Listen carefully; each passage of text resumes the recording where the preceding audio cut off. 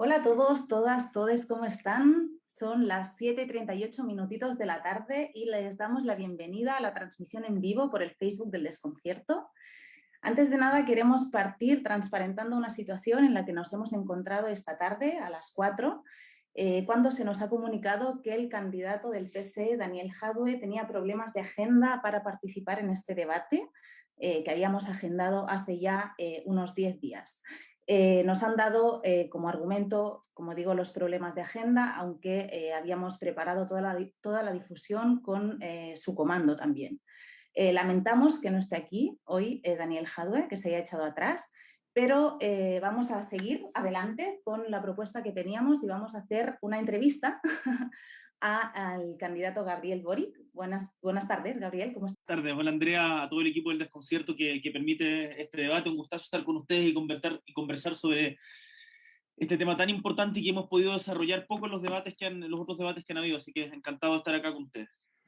Ese era un poco el objetivo que teníamos hoy, desarrollar un tema que se aborda poco y por eso mismo también queremos dar las gracias a quienes han hecho posible también ese espacio, que es la plataforma Sociedad Civil Acción Climática, que reúne a más de 130 organizaciones del mundo ambiental, de movimientos territoriales, colegios profesionales, sindicatos, organizaciones académicas y políticas. Unas voces que hoy también van a estar representadas aquí, que se van a escuchar porque vamos a trasladar sus inquietudes al candidato. Nos han hecho llegar algunas de sus preguntas, así que vamos a estar conectados con todas esas personas y organizaciones. La idea es precisamente que ustedes, nuestra audiencia, auditores, auditoras, puedan escuchar en profundidad las respuestas del candidato sobre medio ambiente. Es un debate en profundidad sobre este tema, que le queremos poner foco, que queremos estar ahí hablando de esto, que es un tema importante para el futuro del país. En la conducción de este debate me acompaña una persona, una gran periodista, científica y medioambiental. Ella es Andrea Obaid, que ya conocen por su trabajo en Radio ADN, en TV Educa Chile, Canal 13 y en otros muchos espacios. Hola Andrea, ¿cómo estás? Hola Mary, ¿cómo estás? Hola Gabriel, ¿qué tal? Gracias por invitarme también a participar de este ex debate actual entrevista. Qué gusto estar junto a ti haciendo esto. No, me encanta y bueno, es muy importante lo que tú decías, Mary, aprovechar de saludar a toda la gente que está conectada, agradecer también al Desconcierto por esta invitación, porque estamos viviendo un momento muy importante en el mundo y en Chile, ¿no? Tenemos una crisis climática que ya viene de hace varias décadas, donde Chile es totalmente actual presidencia de la COP25, ¿no? Que va a entregar ya la COP26, que tenemos muchos compromisos por delante, tenemos una crisis hídrica que ya lleva más de 10 años. Este año sería el año más seco en la historia de nuestro país, también junto con el año 2019. Tenemos por delante muchos desafíos como son terminar con las zonas de sacrificio, 5 principales en Chile, y además otros temas, como vemos la nueva constitución, queremos que sea una constitución ecológica, también hay una oportunidad enorme en reescribir esta Carta Magna y, por supuesto, el nuevo gobierno o el presidente o la presidenta que asuma tiene que tener sin duda una mirada medioambiental de cara a la sustentabilidad. Así que esa es la idea y por eso queremos hoy día comenzar con esto. Pero Mary, tú vas a dar las instrucciones, ¿cierto? Bueno, trataremos de hacer eso. Bien, antes de empezar, solo quería remitirme y referirme un momento a la contingencia de hoy y por alusiones quiero preguntar también al candidato Gabriel Boric sobre los dichos de Daniel Jadue, si es que se quiere referir lo que dijo hoy, que gracias a él hay presos del estallido social en Chile. Si no, podemos avanzar, pero que no sea que este espacio no hay también una posibilidad de dar respuesta, por alusiones directas más que nada.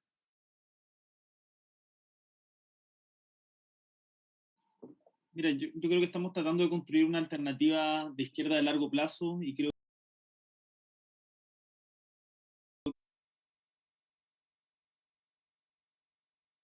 de calidad a discutir sobre nuestras propuestas en materia medioambiental, en materia de modelo de desarrollo, cómo superar este modelo de desarrollo extractivista. Así que en vez de caer en dimes y diretes respecto a ese exabrupto, yo prefiero que vayamos al tema de fondo que nos convoca. Perfecto, pues vayamos ahí, al grano. Voy a dejar claro también un poco cómo será la estructura de la entrevista, iba a decir del debate, de la entrevista, para que Gabriel esté un poco más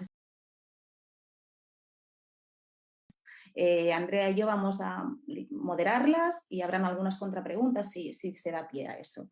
La segunda parte van a ser a partir de unos vídeos que esas organizaciones, otras distintas, nos han hecho llegar también con sus dudas y inquietudes al respecto. Y en la tercera parte va a haber cuestiones específicas sobre conflictos medioambientales. Al final vamos a dejar un poquito de tiempo por si las personas que nos están escuchando en sus casas quieren hacernos llegar preguntas a través del Facebook Live del Desconcierto, que aprovecho para decir que lo pueden hacer desde ahora ya, pueden dejar sus preguntas, sus comentarios, sus opiniones, nos interesa mucho escucharlos y escucharlas, así que estaremos encantados y encantadas de recoger todo lo que nos digan. Y al final abordaremos estos temas.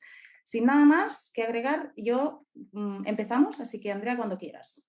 Perfecto, bueno, ya hay más de 1.300 personas conectadas, así que estamos súper contentos para que veas que la gente tiene mucho interés en estos temas medioambientales y claramente es una de las cartas que tiene que jugarse el nuevo gobierno. Y yo quiero primero comenzar, Gabriel, con una pregunta que es de los grandes temas, ¿no?, que tiene preocupados también a las sociedades civiles, que es el agua.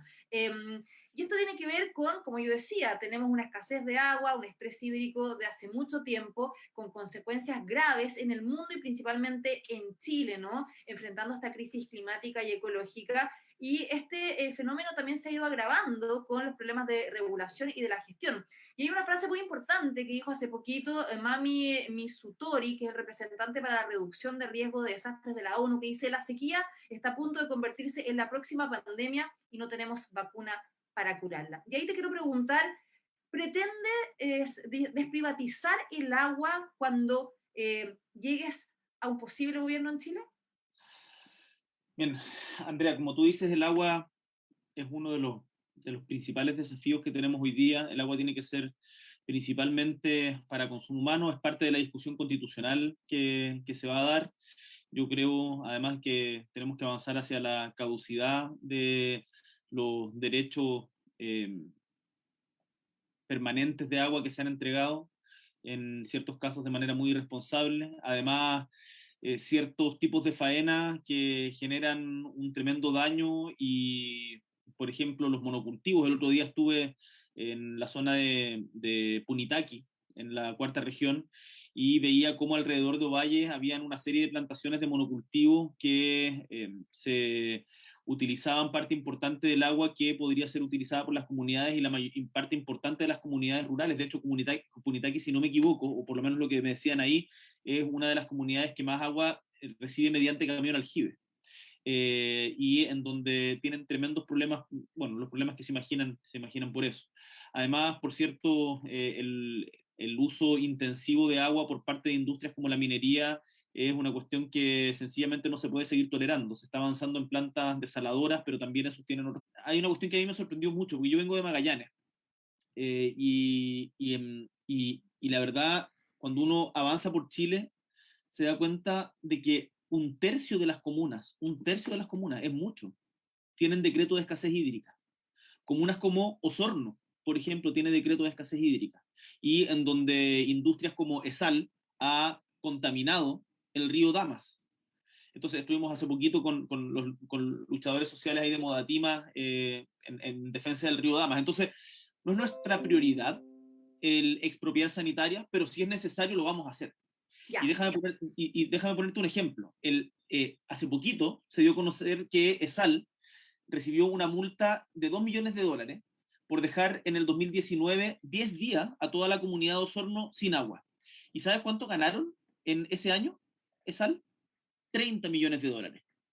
O sea, pero ahí tú entonces dices que si es necesario vas a desprivatizar el agua, ¿no? Pero también en tu programa hablas de las reasignaciones. ¿Cómo lo vas a hacer? ¿No? Eso también es un tema muy importante que queremos saber. Sí, el tema de poder generar, primero fortalecer las APR. Nosotros vamos a hacer un plan de inversiones públicas. ¿Me escuchan? Veo que se trabó. Sí, se trabó un poco, pero se trabó un poquito, sí. Ya, disculpa. Vamos a generar un plan de inversiones públicas verdes de $3.500 millones, en donde por lo menos un tercio de esto está destinado a fortalecer los APR. El otro día tuve la oportunidad de estar con una chica de la provincia de Ranco, en Río Bueno, de la región de Los Ríos, en donde estaban súper preocupados porque tenían miedo de que les privatizaran su APR y que quedara en manos justamente de las sanitarias. Así que parte importante de... Mira, la recuperación económica que tenemos en Chile tiene que ser sustentable, tiene que estar acorde con los desafíos medioambientales que enfrentamos hoy día. Y por lo tanto no puede ser sencillamente un volver al punto donde estábamos antes de la pandemia o antes del estallido. Tiene que ser un giro de timón en la estrategia de modelo de desarrollo en Chile, y eso implica cuestionar el extractivismo, en primer lugar, y en segundo lugar también descentralizar. Y ahí, por ejemplo, cómo fortalecemos mediante estos 3.500 millones de dólares de infraestructura verde, por ejemplo, fortaleciendo las APR o reparando y fortaleciendo el borde costero es tremendamente importante. Bueno, ahí para quienes no saben, las APR son los programas de agua rural, ¿no? Agua potable rural, eso es muy importante. Pero ya para terminar mi pregunta, porque te había preguntado cómo va a ser las reasignaciones, ¿no? El tema de la desprivatización. ¿Qué piensas hacer en los primeros 100 días de tu gobierno, en el caso de que sea, en respecto a tema agua?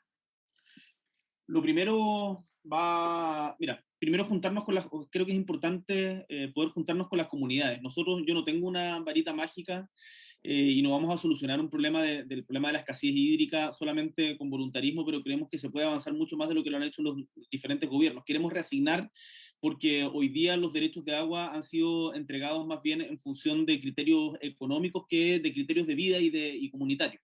Y para eso necesitamos juntarnos con las comunidades. Hoy día las APR no son solamente sistemas de distribución de agua, sino también son organizaciones sociales de comunidades que lo necesitan, y por lo tanto vamos a generar instancias de participación para poder determinar cuáles son las necesidades y poder entregar funciones en atención a esas necesidades. Eso lo queremos hacer durante los primeros 100 días de gobierno. Fortalecer la red de APR es tremendamente importante y esperamos avanzar a la brevedad, porque sabemos que además acá se mezclan dos problemas. Se mezcla el problema de la escasez de agua producto de la crisis climática, y por otro lado la escasez de agua producto de la mala utilización del recurso por parte de algunos inescrupulosos o de industrias extractivistas, como el caso de los monocultivos o la minería, pero también de otros señores que, por ejemplo, en Petorca se apropian del agua. Entonces son cuestiones que tenemos que ver en paralelo, y para eso tenemos que trabajarlo en conjunto con las comunidades. No sirve de nada de que yo como presidente trate de hacer como una suerte de gobierno despotista ilustrado, cuáles son los pasos a seguir. Perfecto. Mary, te dejo a ti ahora. Muy bien. Mira, Gabriel, acabas de mencionar un tema. ¿Puedo agregar algo? Tú me preguntabas qué vamos a hacer los primeros 100 días de gobierno. Bueno, me imagino que el primer día va a ser muy intenso, muy movido, pero dentro de la primera semana, sin lugar a dudas, vamos a ratificar el acuerdo de Escazú, de los cuales Chile fue de países que lo impulsó, pero que hasta el día de hoy, más bien Chile ha sido de los países que con el mal gobierno de Sebastián Piñera, que se ha resistido. Así que en eso tienen un compromiso de gobierno que es absolutamente claro y explícito. De eso te vamos a preguntar después, pero vamos ahora con la pregunta de la Mary. Gabriel, hablabas hace un momentito de cuestionar el extractivismo, y sobre esto Codelco ha sido una de las empresas involucradas en una serie de escándalos, tanto desde el punto de vista corporativo como medioambiental. Entre otras cosas, por ejemplo, mantiene en funcionamiento una fundición de cobre en la Bahía de Quintero, una zona de sacrificio, siendo que además esta fundición es deficitaria en términos económicos y contribuye a la contaminación de esa zona, que ya está muy perjudicada. Existe una sensación de impunidad un poco respecto a la manera en la que las empresas estatales se relacionan con la normativa ambiental, y una crítica sobre cómo el aumento de las actividades empresariales del Estado ha potenciado ese extractivismo al que te referías. Nos preguntamos qué mecanismos implementarías para asegurar la protección del medio ambiente, pudiendo asegurar que estas empresas del Estado cumplen la normativa ambiental y evitan conductas extractivistas, que también hemos visto en otros países de la región. ¿Cómo lo harías? ¿Qué medidas concretas? A ver, yo creo que lo que señalas es tremendamente importante, porque muchas veces se habla de como el nuevo desarrollo chileno, y esto se lo he escuchado mucho a Cristina Dorador, que en una de esas nos está escuchando, que ha trabajado desde el norte en propuestas desde la ciencia, propuestas para nuevo modelo de desarrollo, desde el desierto. Y acá no podemos pensar en que nuevo modelo de desarrollo de Chile va a ser, por ejemplo, la sobreexplotación del litio. Nosotros, por supuesto que yo creo, tenemos que utilizar el litio de una manera inteligente, pero no podemos convertir al litio en el nuevo cobre como el cobre fue el nuevo salitre. No podemos seguir en la lógica, como en continuar replicando las mismas lógicas extractivistas una y otra vez. Y ahí me gustaría instalar dos conceptos. El primero es el de justicia ambiental. Creemos que las cargas y beneficios ambientales se deben repartir equitativamente y en esto ser muy claro, no más zonas de sacrificio y recuperación de las actuales. Quintero, Puchuncaví, Coronel, Tocopilla, Tiltil y muchas otras que van avanzando hacia allá. Que si es que no hay una intervención pronta, el mercado y el Estado también muchas veces las lleva hacia allá. Y en segundo lugar, transición justa. ¿Qué es lo que significa la transición justa? Es un proceso mediante el cual nos hacemos cargo de los trabajadores, de las empresas y de recuperar el bienestar que se ha perdido en las comunidades producto del impacto que generan estas industrias extractivistas. Ahora, además tenemos que democratizar la economía y eso se logra desde nuestra perspectiva, y yo escribí una columna hace tiempo con José Miguel Ahumada al respecto, generando, por ejemplo, o vinculando la inversión extranjera con encadenamientos productivos que sean sustentables con el medio ambiente, que generen además transferencia tecnológica, que diversifiquen las fuentes de ingreso, las fuentes de ingreso del país y las descentralicen. No podemos depender, poner todos los huevos en una misma canasta. Si nosotros, por ejemplo, disculpa que me extienda, Andrea, si quieres párame, porque me quiero meter en una cuestión de recuperación económica. La recuperación Adelante. económica hoy día está centrada principalmente, y cuando todos celebran el IMASEC, está centrado en industrias como la minería y la construcción. Industrias que son altamente contaminantes y que contratan a 9 de cada 10 personas contratadas son hombres. Si es que no tenemos una intervención por parte del Estado ahí para fomentar industrias como el turismo, la gastronomía, la ciencia, la cultura, sencillamente vamos a seguir profundizando las desigualdades que tenía el modelo anterior. Entonces, nosotros no queremos volver al punto cero donde estábamos, queremos hacer, insisto, un giro de timón en el modelo de desarrollo chileno. Has dicho una cosa en la que quiero incidir un momentito, y es que tú hablabas de justicia ambiental como concepto que quieres instalar y te referías a hacer una distribución de este tipo de proyectos que tienen un costo para las comunidades, para los territorios, una distribución distinta por el territorio. ¿Cómo debería de hacerse esa distribución? Fortalecer la justicia ambiental, tenemos que fortalecer el servicio de evaluación ambiental, pero las compañías tienen que internalizar de que la inversión no puede ser a costa del medio ambiente. Por ejemplo, déjame ponerte un ejemplo muy concreto. El megapuerto en San Antonio. El megapuerto en San Antonio hoy día se está pensando en destruyendo dos humedales que son tremendamente importantes, Ojos de Mar, si mal no recuerdo, por cierto, preocupándonos del empleo y de un empleo justo, pero cambiando la lógica de los proyectos para que no haya una destrucción del medio ambiente, en particular de lugares tan importantes como los humedales, que logramos protegerlos mediante la ley de humedales hace poquito, pero que todavía falta para que esa protección se haga efectiva. ¿Queremos desarrollo? Sí, queremos desarrollo, pero no a costa del medio ambiente. Entonces, y otro punto, ¿qué es lo que una cosa que nosotros partimos planteando en nuestra campaña es que queremos democratizar no solamente el Estado, sino también democratizar la economía. Y la economía se democratiza, primero, ampliando la capacidad de generación y adquisición de producto por parte de las pequeñas y medianas empresas, pero además incorporando a los trabajadores en las decisiones estratégicas de las grandes empresas. Y nos gustaría ir un paso más allá. ¿Qué pasaría, por ejemplo, si fuera obligatorio que para las empresas que tienen impacto en las comunidades tengan que integrar a miembros de la comunidad en sus directorios? Parte del directorio de la minera Los Pelambres en representación de la ciudadanía y de sus demandas. Porque hoy día, por ejemplo, y ahí tuvimos un debate con Pelambres, que de hecho salieron a respondernos esta minera de Luxich,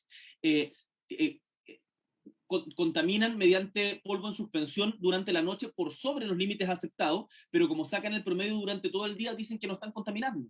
Entonces, esas cuestiones, por supuesto, no las plantean en el directorio de la empresa porque lo que tratan es más bien de esconderlas. Si los ciudadanos afectados por justamente todos estos efectos que generan este tipo de industrias estuvieran en los directorios de la empresa, yo creo que otro gallo cantaría. Te has referido un momentito a Ojos de Mar, los humedales. Después tenemos una pregunta específica de dirigentes de allí, pero solo para ser un poco insistente en una cosa, para preguntarte específicamente cómo deberían de distribuirse territorialmente esos proyectos que tienen un costo para las comunidades, pero que a la vez generan un beneficio económico o son necesarios o dan empleo, como todo lo que estamos viendo que está ocurriendo en distintos lados del país, o se tienen que vetar directamente. O sea, hay que mejorar. Gabriel, ahora te perdimos un poquito la conexión. Tenemos problemas para escucharte. Es muy absurdo de que estemos exigiendo cuestiones que ni el Estado cumple hoy día. Me parece que la planificación territorial es importante y por eso yo esto lo he señalado en muchos debates, pero yo espero ser un presidente que cuando termine su mandato tenga menos poder que cuando empezó, porque haya transferido facultades a los gobiernos regionales para cuestiones, por ejemplo, de estas características. Fortalecer la institucionalidad ambiental, por cierto, y que nos parece también tremendamente importante que no hayan más zonas de sacrificio. O sea, nosotros tenemos en nuestro programa sacrificio cero. Eso significa un proceso de transición y recuperación justa. Y eso es totalmente posible de hacer, solo falta voluntad. Ustedes sabían, por ejemplo, que en Tiltil pasa un tren, no recuerdo la frecuencia, pero ponte tú que cada una hora, llevando toda la basura, o un 60% de la basura de toda la región metropolitana por medio del pueblo, es una cuestión, tirando todo el percolado, es una cuestión absolutamente inaceptable y esas cuestiones pueden cambiar. Hace falta voluntad política para no generar más zonas de sacrificio y nosotros por lo menos la tenemos. Gabriel, vamos a seguir hablando de ese tema más adelante, de la zona de sacrificio, pero ahora te quiero llevar a otro tema que es súper importante, que tiene que ver con la biodiversidad, ¿no? Y sabemos que sigue en tramitación en el Congreso el proyecto de ley SBAP, ¿no? Que ha sido bastante polémico, que lleva cerca de 10 años en tramitación, y que crea el Servicio de Biodiversidad y de Áreas Protegidas, y que de aprobarse, claramente va a definir este nuevo marco institucional y regulatorio para la biodiversidad, tanto para las áreas protegidas marinas como terrestres. Y si bien tú tienes un programa que habla de la protección de los corredores biológicos, por ejemplo, sobre todo de flora y fauna, dentro y fuera de las áreas silvestres protegidas, te quiero llevar ahora un tema que ha sido un punto de debate sobre este proyecto de ley, y es, ¿estás de acuerdo con implementar concesiones privadas en las áreas protegidas? No estoy de acuerdo. Y me gustaría mencionar una cuestión que se me quedaba en el tintero, que en el marco del debate ambiental, no sé si sabían, pero los encargados de participación ciudadana y consulta indígena del Servicio de Evaluación de Impacto Ambiental, o sea, del SEA, fueron eliminados, ese departamento fue eliminado por la actual administración de Piñera, dando cuenta con eso de cuál es el valor que el gobierno realmente le entrega a la participación de las comunidades. Parte importante del proceso de transición justa y de justicia ambiental implica no que el gobierno... Se cortó ahí de nuevo. Tenemos un problema. Haya un diálogo permanente con las comunidades. Y respecto a la pregunta... Perdón, ¿se pegó? Sí, pero ahí vamos, ya, pero en el fondo, si no estás de acuerdo con que haya concesiones dentro de los parques o las áreas protegidas, ¿qué harías entonces? O sea, ¿cuál es tu propuesta? Perdón, es que no, me perdí, no sé si se alcanzó a escuchar lo que decía del departamento. Sí. Ya, perfecto. ¿Me puedes repetir la pregunta? Si no estás de acuerdo en el fondo que hayan concesiones dentro de las áreas protegidas, ¿cuál es tu propuesta? Mira, nosotros, yo he estado estudiando el SFAP, lo queremos aprobar. Queremos que hay que claramente fortalecer esa institucionalidad ambiental, y respecto a las concesiones privadas, lo que uno puede hacer, o sea, nosotros estamos de acuerdo en las concesiones en la medida que sean concesiones de conservación, porque claro, tú no puedes generar en lugares de áreas protegidas concesiones que terminen en el fondo burlando la norma mediante argucias. A mí me ha tocado ver... Con algunas concesiones, en el fondo. Con las concesiones que sean de conservación. Me ha tocado ver algunas, por ejemplo, en Tierra del Fuego, otras en Última Esperanza, que es el lugar de donde yo vengo. Pero hay muchas concesiones que son de conservación, como por ejemplo Willow Willow, que tienen finalmente un impacto ambiental en el ecosistema. Pero es que ahí, o sea, tenemos que evaluar y hacer cumplir la ley y ser tremendamente estrictos en aquello. Pero no creo, o sea, yo creo que ahí tiene que haber una colaboración pública-privada, porque como tú misma, como se esbozaba en tu pregunta anterior, el Estado no necesariamente lo ha hecho mejor. Y ahí hay comunidad, o sea, lo privado no es necesariamente, uno a veces asocia desde la izquierda lo privado con extractivista, lo privado con fin de lucro y destrucción. Muchas veces lo privado también puede ser conservación, y también puede ser una protección del medio ambiente. Y hemos visto muchas iniciativas de la sociedad civil. Por ejemplo, en Batuco, en el humedal de Batuco se creó hace poquito una corporación de protección del humedal. Y que entiendo, acá habría que revisarlo, pero entiendo que se le otorgó, que está peleando porque se le otorgue una concesión respecto a parte del humedal. Esas cuestiones, por supuesto que nosotros necesitamos colaboración para aquello, y eso eso no lo queremos prohibir. Lo que queremos prohibir es lo que tú señalabas, la generación de industrias con impacto ambiental en territorios y áreas protegidas. Por Ahora, ejemplo, la salmonicultura, Andrea. Gabriel, pero ahora también hay un tema que es muy importante que tiene que ver con el financiamiento. O sea, sabemos que Chile es uno de los países de la OCDE que menos invierte en conservación, ¿no? Y eso es conocido a nivel mundial. ¿Cómo pretendes tú hacer un SVAP, ¿no? Y una ley que proteja las áreas protegidas marinas y hacia terrestres, valga la redundancia, si no hay financiamiento? ¿Cómo vas a financiar un proyecto de esta envergadura? Yo creo que la inversión en conservación, no, más que gasto, hay que verlo desde... A ver, la crisis climática es quizás el desafío más importante al que nos enfrentamos como generación y por lo tanto es algo en lo que vale la pena invertir. Nosotros tenemos una propuesta de reforma tributaria importante que espera recaudar en régimen del orden de 8,5 puntos del PIB, que tiene diferentes gastos, también por cierto una redistribución del presupuesto actual, pero también queremos la cooperación internacional. Acá es muy importante entender que el desafío ante la crisis climática no está solo dentro de nuestras fronteras. Si bien Chile es uno de los países que va a ser más afectado por las consecuencias del cambio climático, es algo que se cruza en todo el mundo y por lo tanto tenemos que generar, y nosotros vamos a promover el multilateralismo para la protección con financiamiento de las áreas protegidas de Chile, que además son montones. En Chile tiene una cantidad de biodiversidad tremendamente importante. Entonces, vamos a destinar presupuesto propio, el presupuesto propio del Estado, aumentando el financiamiento del Estado. Tenemos que ver ahí en detalle cuáles son los números, pero como te decía, nosotros tenemos bien calculado cuáles son las fuentes de financiamiento que queremos con la reforma tributaria, el fin a las exenciones, impuestos verdes, el fin a disminuir a la mitad las evasiones, mejorar la distribución del impuesto Disculpa, de Gabriel, segunda pero categoría. en tiempos de pandemia también, ¿cómo lo hace? Porque sabemos que en tiempos de pandemia se han reducido los presupuestos de ciertos ítems, en este caso el Ministerio de Ciencias, lo que pasó, bueno, después algo se revirtió, el Ministerio de Medio Ambiente se mantuvo, pero también se ha ido cada vez disminuyendo, ¿no? Año a año, y ahora en términos de pandemia claramente se redistribuye hacia lo que es salud, lo que es educación, entre otros temas. Entonces, ¿cómo también, si tú llegas a gobernar desde el próximo año, en medio de una pandemia, pretendes reasignar estos presupuestos para llevarlos a medio ambiente?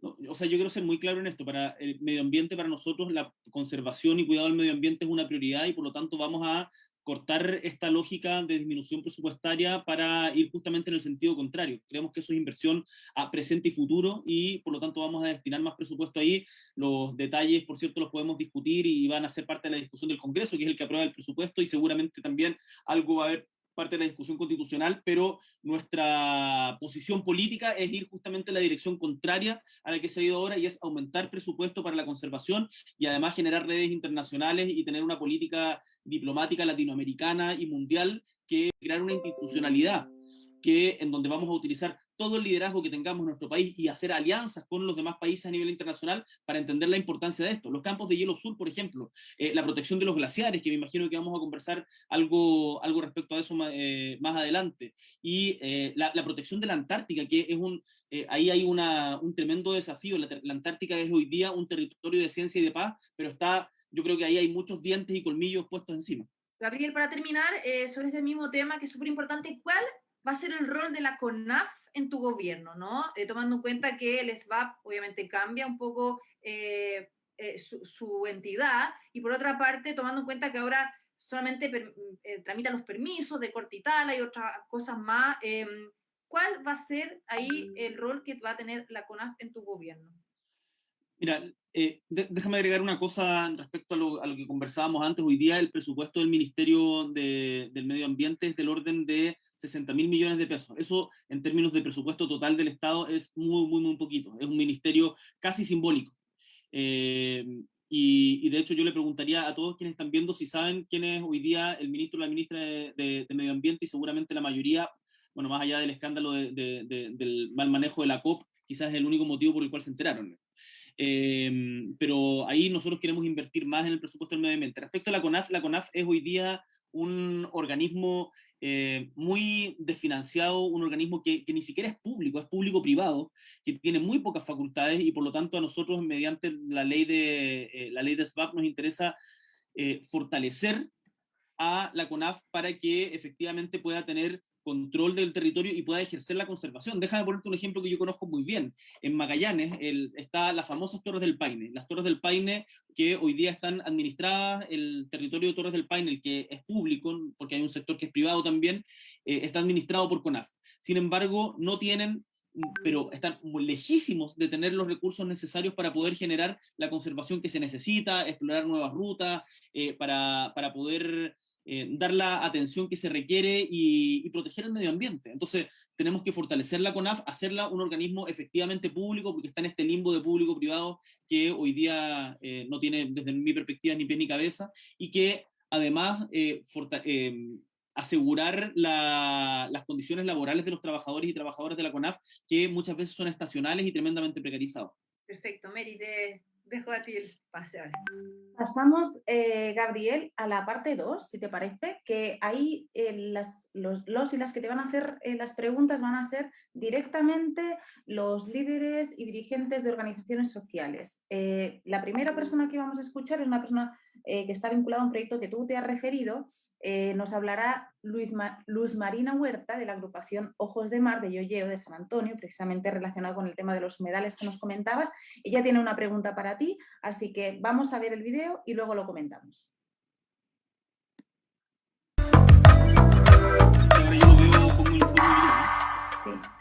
Sí, pon en la provincia de San Antonio, la empresa portuaria EPSA, empresa estratégica del Estado, propone tapar con cemento para estacionar camiones 30 hectáreas de humedales conocidas como ojos de mar, destruir una playa y hacer desaparecer la pesca del chinchorro, para poder construir un puerto exterior. Esta propuesta fue presentada posterior a la votación del 15 de diciembre del año 2019, donde los sanantoninos y sanantoninas se acercaron presencialmente a votar, y el 97% de ellas optó por la preservación de los ojos de mar, la conservación del estero San Pedro y la preservación y mejora del Parque Dir, que además es una de las pocas áreas verdes que queda en la comuna de San Antonio. ¿Cómo harían entonces ustedes en un futuro gobierno para conciliar esta actividad empresarial con la libre determinación de las comunidades y la protección y preservación del medio ambiente?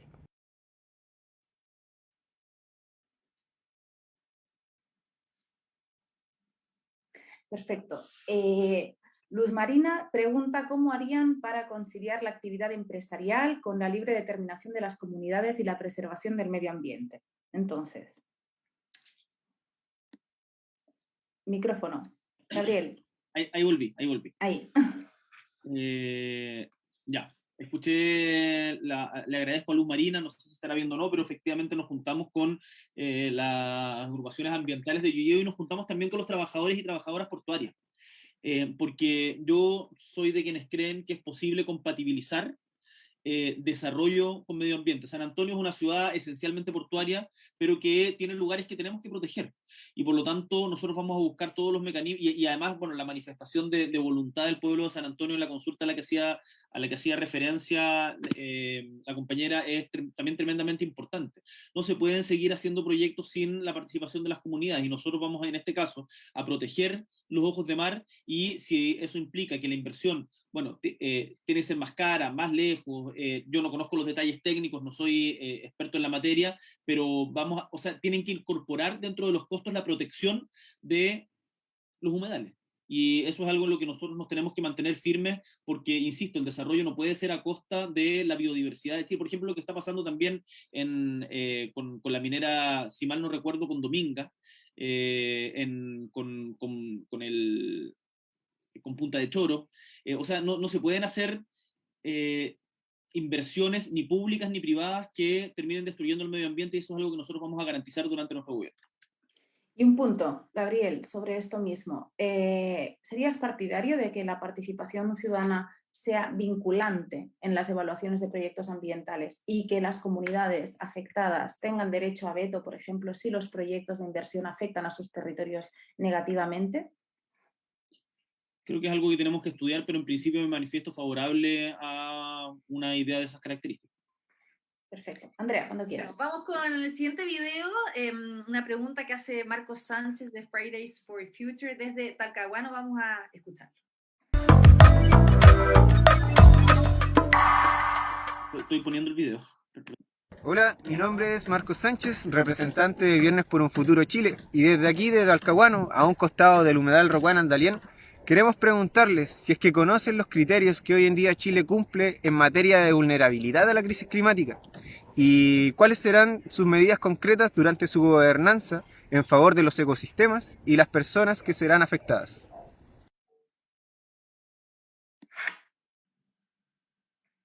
Bueno, escuchamos entonces la pregunta de Marcos Sánchez de Fridays for Future y en el fondo como para resumir, quizás hay gente que a lo mejor no la entendió, pero ¿cuáles son las medidas concretas que tú piensas hacer en tu gobierno para adaptarnos al cambio climático? Porque bueno, ya es una realidad, hay varias acciones que se están haciendo para mitigar, pero en este caso para adaptarnos.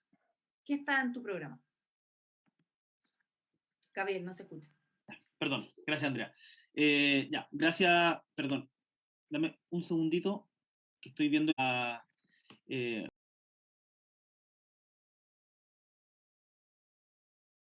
cuáles son los condicionantes que tiene Chile en el marco de la crisis climática.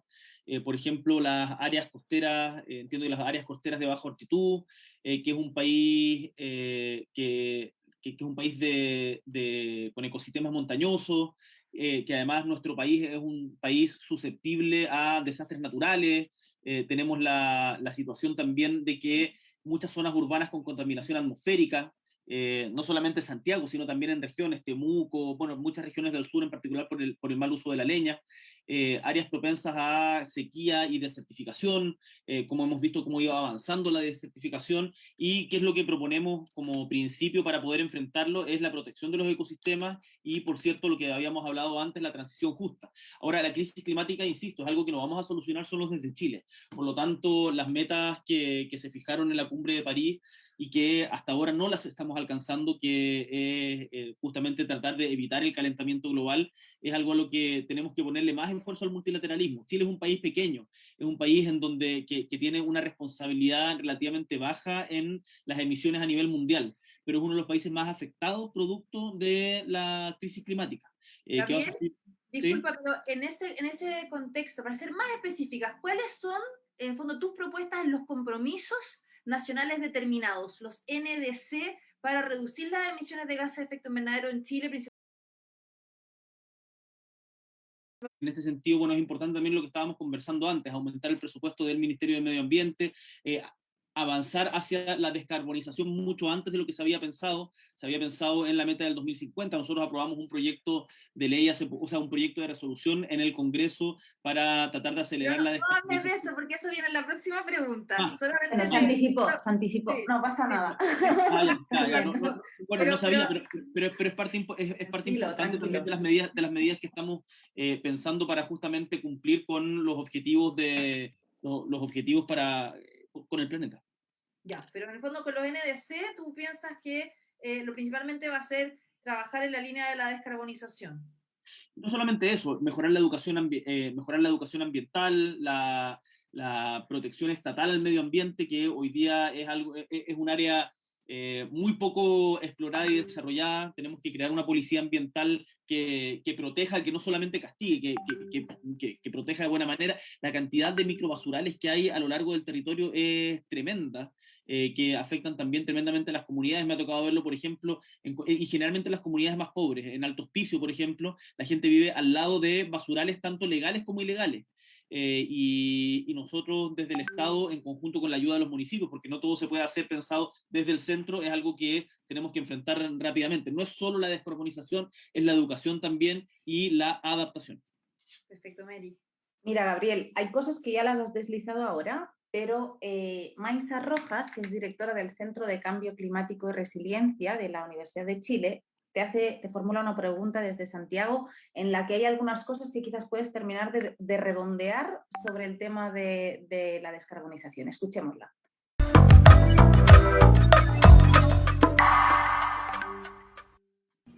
La semana pasada se aprobó el primer trámite en el Congreso de la Ley Marco de Cambio Climático que establece para Chile la meta de carbono neutralidad al año 2050. En este contexto, ¿cómo propone lograr una reactivación económica post-pandemia alineada con los objetivos de la ley? Es decir, tengo el internet medio pegado, una entonces me reactivación falta todavía escuchar resiliente a los la impactos pregunta del de cambio Maisa, para que me den... climático, centrada en el bienestar tranquilo. de las personas y enfocada en las necesidades de los territorios.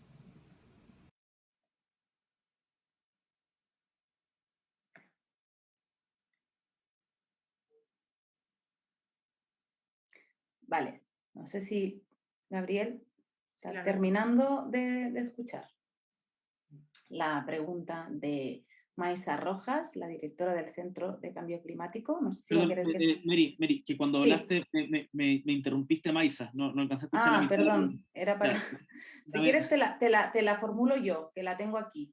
dale. Ella hizo la introducción, decía la Ley Marco de Oye, pero Cambio para Climático.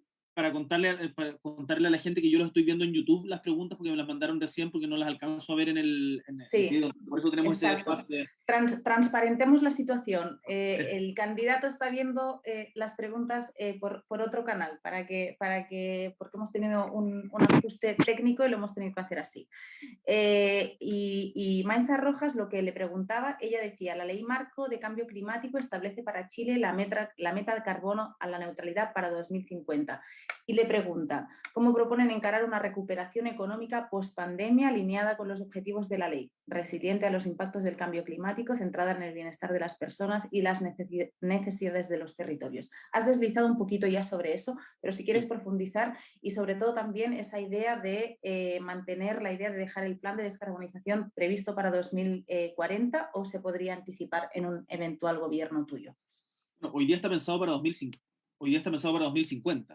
Y nosotros creemos que hay que ser mucho más ambicioso que aquello, y de hecho en la Cámara de Diputados aprobamos hace poquito una resolución para acelerarlo incluso hasta el 2025. Tengo dudas de si eso es quizás demasiado voluntarista, porque tenemos que hacernos cargo también de la transición justa para no empujar a los trabajadores y trabajadoras a las redes de las posiciones más conservadoras y retardatarias que existen en la sociedad. Entonces tenemos que hacer una transición justa, mejorar la estrategia también, que la ley marco tenga mucho más de adaptación, porque como somos tan vulnerables, la adaptación es fundamental y no solamente la mitigación.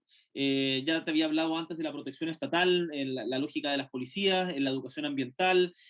Nos parece que es importante generar una defensoría ambiental y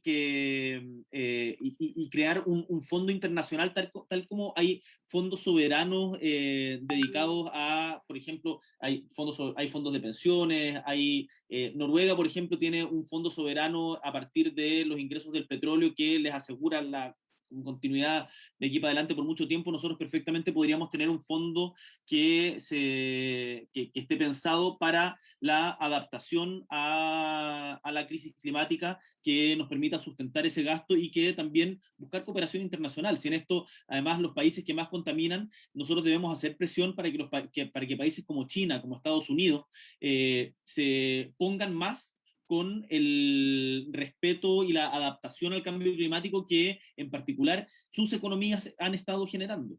Esto, insisto, no nos vamos a salvar solos, hay que generar presión internacional y en particular los países tercermundistas o en vías de desarrollo tenemos que generar una fuerza común para poder dar esa pelea frente a estas economías que tanto daño le hacen al planeta y son los que menos efectos tienen. Y lo último que te quiero comentar, reparación para las zonas de sacrificio que han sido tan perjudicadas en las últimas décadas en el país. ¿Qué medidas piensas que podrían acompañarles en un gobierno tuyo? Perdón, Sí, preguntaba reparación, medidas de reparación para las zonas de sacrificio sí. del país. Las medidas de reparación para las zonas de sacrificio tienen que estar pensadas no solamente no solamente desde la perspectiva del dinero, tienen que estar, o sea, no se trata como de, te hice daño, bueno, te pago por el daño, no es como una indemnización por daño moral en sede civil, sino que se trata de la recuperación del territorio. Tenemos que hacer todos los esfuerzos por recuperar los territorios que han sido devastados por la zona de sacrificio.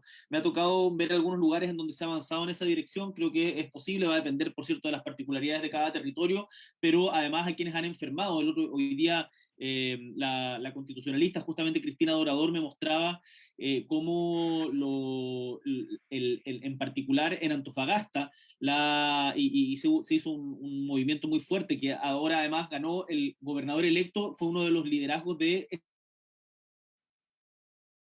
Gabriel. Que era producto de lo que generaba una de la minería allá. ¿Sí? Ahora, es que te hemos tenido... ¿Me corté? Sí, te fuiste, pero ya. Estabas hablando de... Escucha, no sé si de este polvo te mata, ¿eso se alcanzó a escuchar? No se escuchó a escuchar el nombre, pero si lo puedes repetir. No, que les contaba que en Antofagasta ganó la gobernación regional un luchador social y ambiental que es Ricardo Díaz, que fue uno de los dirigentes de Este Polvo Te Mata. Y que, o sea, ¿a qué voy con esto? Que la reparación tiene que estar pensada no solamente en el dinero por el daño causado, sino en la recuperación del territorio y, por cierto, en los tratamientos que conllevan las enfermedades que se generaron. En lugares como Antofagasta, el cáncer de pulmones es mucho más recurrente que en otros lugares del país, justamente producto de la contaminación que ha generado la gran minería o industrias de estas características. Entonces la reparación tiene varias dimensiones diferentes que tenemos que articular desde el Estado con las empresas y la sociedad civil. Andrea, cuando quieras. Sí, antes de pasar a la siguiente pregunta, muy corto te quiero preguntar, Gabriel, si tú eres presidente... Yo a ustedes. Si tú eres presidente, ¿cuál es el plazo que te vas a poner para tengamos 0 termoeléctricas en Chile, más allá del proyecto de ley que es al 2025? Yo creo que tiene que ser lo antes posible y tenemos que un plazo realista. Creo que puede ser 2030, pero si podemos acortarlo, tiene que ser antes de eso. Perfecto, eso no quería seguir. Vamos ahora a la pregunta de Lorena Donaire, vocera de Mujeres Modatima desde Petorca. Vamos a escuchar su pregunta.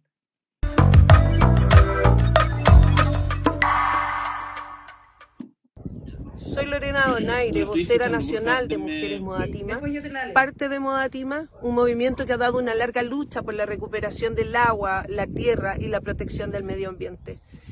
Sin embargo, esto ha significado que hombres y mujeres sean amedrentados, perseguidos, criminalizados, incluso por agentes del Estado. Nuestra compañera Verónica Vilches ha recibido últimamente cientos de amenazas de muerte. Por lo mismo, para nosotras y nosotros es muy importante la firma del Acuerdo de Escazú, que sabemos que ustedes se han comprometido a firmarla. Luego de esta firma, ¿cuáles serán las medidas concretas que ustedes implementarán para proteger a las y los defensores ambientales?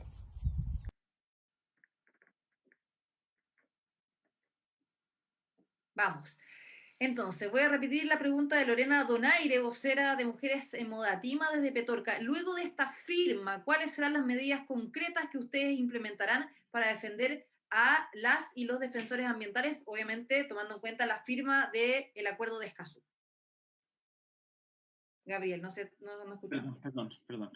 Bueno, en primer lugar, decir de que son inaceptables, intolerables las amenazas a los defensores y defensoras ambientales. Hemos visto en América Latina como muchos defensores y defensoras ambientales han sido asesinados.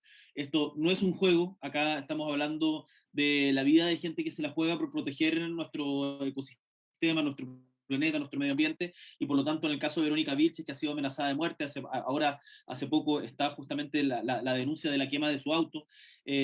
Nosotros vamos a ser implacables en la persecución de esos delitos, pero además, como te decía antes, la generación de una protección estatal, policías que no solamente persigan, sino que protejan a defensores y defensoras ambientales. Además, mira, nosotros hicimos hace poquito un encuentro, esto quizás un poquito más de largo plazo, pero hicimos un encuentro con niños y niñas de 9 a 13 años para presentarles nuestro programa y recibir sus opiniones, de 7 a 13 años. Y la principal de sus preocupaciones era el medio ambiente. Yo creo que si nosotros le ponemos énfasis a la educación ambiental, también vamos a lograr formar una generación distinta, con preocupaciones distintas, que va a tener una sensibilidad mucho mayor por el medio ambiente y una protección que ahí también va a ser tremendamente importante. Así que, pero Gabriel, ¿cómo piensas protegerlos? Por ejemplo, ¿vas a darles acceso gratuito a abogados, más allá de perseguir a quienes estén detrás? ¿Cómo los vamos a proteger? Porque uno no sabe realmente qué les puede pasar. O sea, lo mismo pasa con las víctimas de violencia de género, que también hacen las denuncias, también se les pone protección y después terminan en femicidio. Bueno, nosotros hemos hablado de la refundación de las policías justamente por eso. La refundación de las policías tiene que ver con las violaciones a los derechos humanos que han cometido, con los actos de corrupción que hemos conocido, y tres, que esto es tremendamente importante y se dice muy poco, con la ineficacia policial. La ineficacia policial en la persecución de los delitos. Tú mencionabas el caso de los delitos vinculados a violencia intrafamiliar, que son parte importante de los delitos que se denuncian y que no tienen ningún tipo de protección, y no hay una educación a las policías para poder perseguir y proteger este tipo de delitos. Nosotros vamos a poner, por cierto, abogados y abogadas a disposición de los luchadores ambientales que reciban amenazas, y le vamos a entregar toda la protección del Estado para que se sientan respaldados en la lucha que están dando y no amenazados también a veces por el Estado. Perfecto. Vamos ahora a la tercera parte de esta entrevista ex debate por el desconcierto, así que muchas gracias a toda la gente que está conectada, y muchísima gente viendo esta entrevista para conocer el programa desde el punto medioambiental del candidato presidencial Gabriel Boric. Después van a haber preguntas de ustedes, ya nos han llegado muchísimas, así que vamos a tener una instancia, por supuesto, para hacerla. Y ahora vamos a hablar de los conflictos ambientales, Gabriel, que por supuesto se viven en distintos puntos del país. Y parte de estos conflictos claramente tienen que ver con la institucionalidad ambiental, ¿no? Donde no hay realmente un ejercicio que sea rápido en esto. Por ejemplo, la Superintendencia de Medio Ambiente tiene una deuda muy importante con las fiscalizaciones, se demora muchísimo en efectuarse todos los procesos tras una demanda, ¿no? Por otra parte, un informe de la Contraloría mostró que hace pocos meses más del 40% de las denuncias de los últimos años no han tenido ningún movimiento. Por otra parte, también el Ministerio del Medio Ambiente es único, que también tiene un consejo de ministros que terminan decidiendo o votando por un proyecto que está en un conflicto ambiental, por si se aprueba o se rechaza, que ha sido también muy polémico esto. Y por otra parte tenemos el Servicio de Evaluación Ambiental, que es intervenido por el Ministerio del Medio Ambiente y de Economía principalmente, y que también durante este gobierno, como tú decías, cerró su oficina con la participación ciudadana. La pregunta es la siguiente: ¿qué vas a hacer para mejorar esta situación? ¿Aumentar las fiscalizaciones de la superintendencia? ¿A lo mejor cerrar el Consejo de Ministros? ¿Qué propones? Yo creo, ahí está. Yo creo, Andrea, que la creación del Ministerio del Medio Ambiente fue un avance y ha cumplido un rol que es importante, pero creo que la actual orgánica sencillamente no da. Esto de que tenga un ente controlador por encima del mismo, que es este Consejo de Ministros, en donde los ministerios, además, entre comillas, productivos, tienen preeminencia y definen un montón de materias a costa o pasando por encima del Ministerio de Medio Ambiente, es una institucionalidad que no se ajusta a los desafíos que tenemos para enfrentar la crisis climática, y por lo tanto es algo con lo que una institucionalidad que nosotros queremos cambiar. También, por cierto, fortalecer el Servicio de Impacto y Evaluación Ambiental y mejorar el presupuesto, que actualmente, como mencionaba antes, si mal no recuerdo, es de 60 mil millones de pesos. Son parte de la... Y la carrera funcionaria, lo que pasó en el Departamento de Evaluación y Participación Ciudadana, es absolutamente inaceptable, y ahí le quiero mandar un saludo a los trabajadores y trabajadoras que se vieron desafectados justamente producto de esta decisión del gobierno, y decirles que nosotros vamos a revertirla. No va a haber un Consejo de Ministros sobre el Ministerio del Medio Ambiente en nuestro futuro gobierno. Ya, pero ¿qué va a hacer con las fiscalizaciones? ¿Qué va a pasar con las demandas? ¿Cómo se van a agilizar? Se demoran años en resolverse una demanda ambiental. Y también eso genera toda una problemática, incertidumbre en la misma comunidad, en los mismos pueblos originarios y en la gente que se ven afectada, por ejemplo, en la zona de sacrificio. Hay dos maneras de consagrar la impunidad: cuando la justicia no llega o cuando tarda tanto que ya se vuelve irrelevante que haya llegado. En muchos casos el daño ambiental se produce mientras se espera. Se cortó. Vamos a retomar ahí. El proceso judicial. Por cierto que tenemos que acelerarlo. De nuevo, Gabriel, se fue la conexión, está ahí congelado. Estamos esperando que vuelva el candidato presidencial Gabriel Boric a conectarse con nosotros en esta transmisión que estamos haciendo por el desconcierto, hablando de las propuestas ambientales. Ahí parece. De nuevo, recién, no, ahora, sí. Ya. Gabriel, todo de nuevo, yo te estaba preguntando cómo lo vas a hacer, ¿no? Para dotar a lo mejor de más fiscalizadores, de más financiamiento, para poder revertir esta situación que es la gran demora de las demandas que pueden durar hasta 5 más años en que sea una respuesta a la comunidad. Bueno, el partir por aumentar presupuesto es fundamental. Hoy día la estructura de la justicia ambiental sencillamente no da. Tenemos, yo creo, buenos profesionales, pero hay que fomentar la formación de profesionales expertos en el área. Y nos interesa, por cierto, acelerar las causas para que, como te decía antes, no haya este tipo de impunidad que se produce cuando la justicia llega tan tarde que ya deja de tener sentido. Y por lo tanto, nuestro objetivo como gobierno va a ser justamente acelerar estos procesos para que, respetando el debido proceso, pueda generarse una justicia oportuna, que es una de las condiciones esenciales de la justicia. Ha sido bien... Perdón, ahí termino.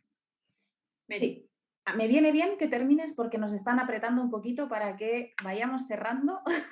Parece que tienes agenda tú también con hartas cosas, Gabriel, así que te agradecemos desde ya el compromiso para estar aquí.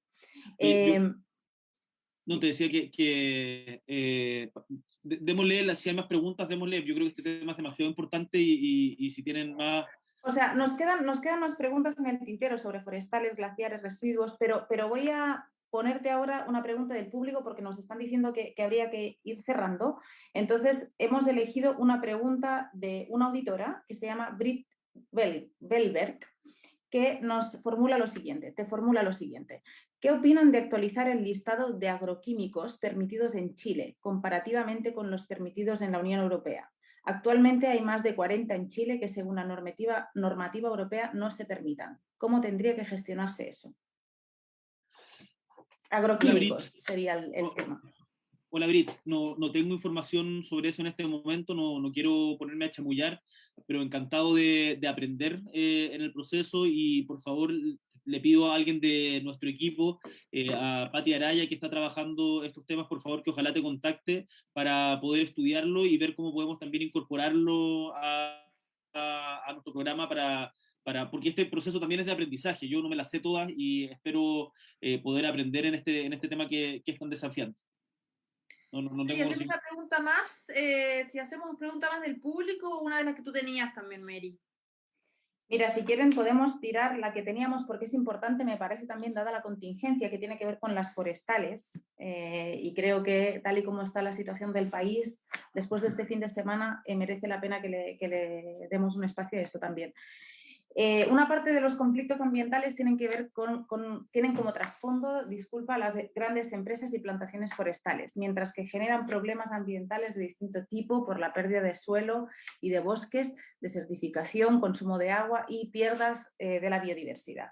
Son además una fuente constante de violencia, como ya hemos visto este fin de semana. El Estado de Chile ha sido impulsor de esta industria por diversos medios y por muchas décadas. Entonces, la pregunta que te planteamos es, ¿qué protagonismo le darás tú en un eventual gobierno a la industria forestal? A ver, como tú bien dices, el Estado chileno ha potenciado la industria forestal mediante un decreto emitido, si mal no recuerdo, el año 1981, y las forestales además han cumplido un rol, yo creo, negativo en el conflicto entre el Estado chileno y el pueblo mapuche. Las forestales Mininco y Arauco en la Araucanía y la provincia de Arauco tienen cerca de 1 millón de hectáreas, más que las que tienen todas las han sido disgregadas en el territorio, impidiendo justamente el concepto de territorio. No es lo mismo tener tierra que tener territorio.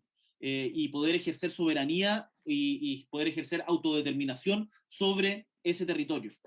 Por lo tanto, yo creo que hoy día las forestales, tal como están pensadas, son parte del problema. Nosotros tenemos que avanzar hacia una transición justa, pensando también en sus trabajadores y trabajadoras, pero en nuestro gobierno la prioridad va a ser la reconstitución del territorio mapuche, y ahí las forestales van a tener que ceder terreno. Y por cierto, como he señalado antes, bueno, hay diferentes estudios que contrastan, pero la plantación de pinos y eucaliptos que a mí me ha tocado ver cómo en comunidades en la Araucanía han secado cauces, dejando sin agua donde antes la había. Es tremendamente grave y eso sencillamente no puede seguir sucediendo. Yo esto lo he contado varias veces, pero hay una comunidad mapuche a 10 minutos de Temuco que no tiene agua potable, que se llama Rucamanque, y que se abastecen mediante camiones aljibe porque las forestales que las con pinos y eucaliptos secaron los cauces de agua toda su vida. Se cae. Tienen que avanzar hacia una ¿Andrea? Sí, que se perdió la conexión, Gabriel. A ver, ahí. Te vas cayendo de repente. No, pero volvió y se fue. Bueno, ahora cuando regrese, yo creo que si quiere complementar la pregunta que estaba terminando, la respuesta que estaba... Gabriel, ahora, ¿estás ahí? Uy. Mary, no sé si me escuchan. Ahora, ahí sí. Ahí sí. No, como para cerrar esa pregunta, estabas haciendo un cierre y así lo dejamos cerradito, eso. Espero que no sea un boicot de las forestales cuando estamos hablando de ellas, pero bueno, por supuesto no es un auto boicot, parece que tengo mal internet hace mucho tiempo, pero decirles de que en nuestro gobierno la prioridad en el caso de las forestales va a ser la reconstitución del territorio histórico mapuche, y que en eso las forestales van a tener que ceder terreno. Y vamos a tener que avanzar en una transición justa pensando también en sus trabajadores y trabajadoras, pero creo que eso efectivamente es un conflicto en ciernes. Hoy día son parte de la violencia y tenemos que llegar a un acuerdo que sea beneficioso para todas las partes, pero yo creo que las forestales tienen que entender de que no van a tener el chip libre que han tenido hasta ahora. Perfecto. No sé si te preguntaría si van a tener que buscar mediadores para resolver ese conflicto, porque... Bueno, el senador Huanchumilla propuso hace poco que el Centro Nansen para la Paz, que está de Noruega, que tiene una gran tradición como país de diálogo, de facilitar diálogos complejos, y el gobierno chileno lo rechazó. Nosotros, si es que hay voluntad de las partes, estamos totalmente disponibles para buscar apoyo internacional, ya sea de la Organización de Naciones Unidas o de otros organismos internacionales que den confianza a las partes para poder mediar en este conflicto que es tan importante y que tanto y que nos desgarra como país. Perfecto, Gabriel, creo que lo vamos a dejar aquí por como te comentaba, que nos están avisando de que deberíamos de ir cerrando. Yo te quiero agradecer, Andrea también, o sea, ambas, el desconcierto, todos te agradecemos que te hayas mantenido y hayas permitido seguir adelante, sea en formato entrevista, porque de eso se trata, de explicar, transparentar y que la gente, las personas que son quienes finalmente les tienen que dar el voto, sepan qué van a hacer. Al final ese era el objetivo, así que gracias, de verdad. Les agradezco mucho a ustedes, lamento que Daniel haya declinado participar, creo que este es un debate importante, fue una entrevista difícil, como pueden ver no me las sé todas, y ahí ante Andrea y tú, Mary, creo que hay muchas cosas en las que tengo que sin lugar a dudas seguir estudiando. Uy. El gobierno va a existir toda la disposición para que el desafío medioambiental, el desafío para enfrentar la crisis climática, la justicia ambiental y una transición justa sean prioritarios. Yo insisto, creo que es el desafío más importante que tenemos, epocal, y por lo tanto los gobiernos tienen que estar a la altura de aquello y mi gobierno va a ser parte de eso. Muchas gracias por el espacio, de verdad. Gracias a ti. También agradecer a todas las personas que nos han visto, que nos han seguido a través de las redes, esas más de 2000. Muchas gracias por estar aquí conectados con nosotros. Pueden recuperar este vídeo a través del Facebook Live del Desconcierto, también estar en el canal YouTube del diario, y síganos en esos debates. Y por supuestísimo, mil gracias a Andrea, muchísimas gracias por estar aquí, por tus preguntas, por tu incisión. Gracias.